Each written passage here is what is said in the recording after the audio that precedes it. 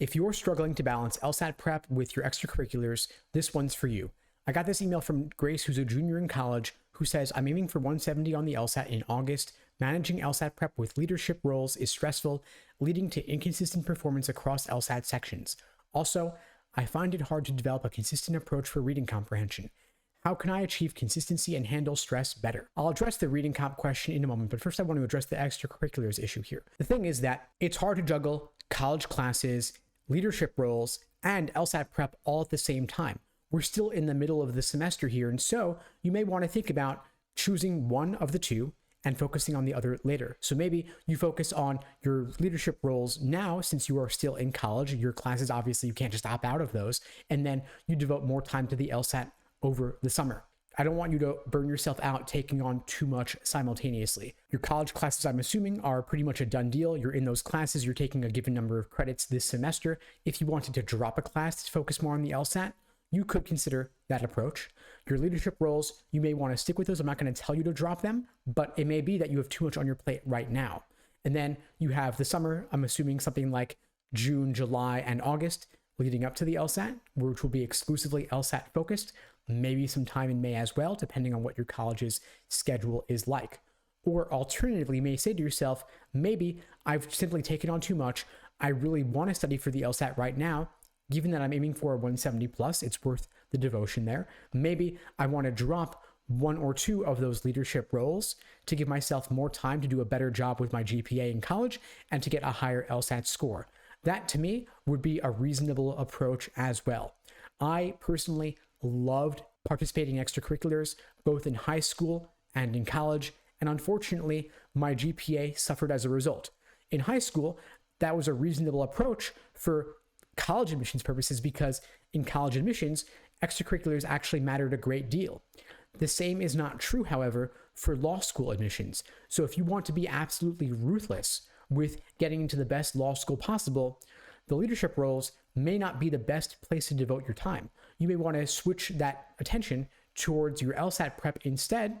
Also recognize that even your GPA weighs less heavily in the admissions process than your LSAT score does. It's kind of odd, kind of unexpected, but your LSAT score, which is just one day of roughly 2.5 hours, that weighs more heavily than all 3 to 4 or 5 years of your undergrad combined. So the classes that you're taking this one semester actually won't be as important to your admissions chances as your LSAT score will be. The leadership roles, even less so. Obviously, having some leadership roles is great. It looks nice on the resume. It can provide good fodder for your application essays. But when it comes strictly to what admission officers are looking at, it's your LSAT score, your GPA, and then everything else. Each law school actually has an admissions formula where they take your LSAT score and your GPA, mix them together, and that is the biggest factor, especially combined, in your admissions chances.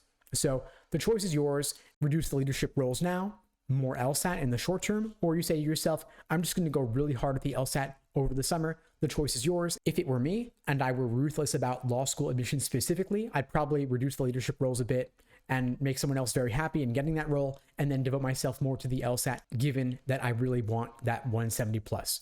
Now, you were also asking, Grace, about developing a consistent approach for reading comprehension. So my question would be right now, what is your approach? What is working well? You have time to experiment with a variety of approaches and see what works best.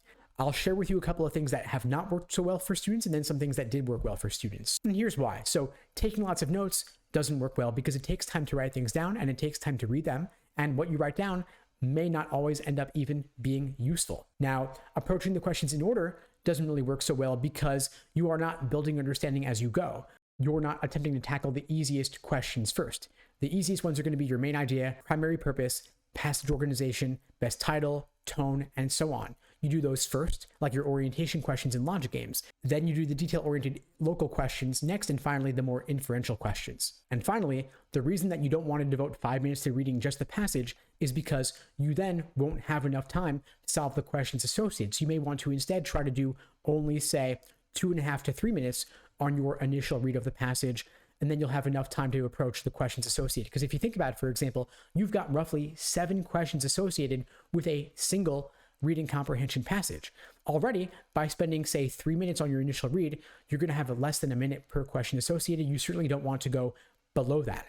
If you would like my help in developing a solid, consistent reading comprehension strategy, that is something we offer at LSAT Unplugged. We also offer personalized day-by-day study plans that can help you craft a reliable study schedule that will not lead to burnout, that you can follow all the way between now and the August LSAT. Whether you're going to drop the leadership roles or not, the choice is yours. We'll help you out either way. We have live online classes via Zoom, on-demand video courses, small group coaching, and one-on-one coaching, all of which are oriented around helping you achieve that 170 plus LSAT score. You can check out the links below to find out more and to book a call with me and my team. We'd be glad to help you out.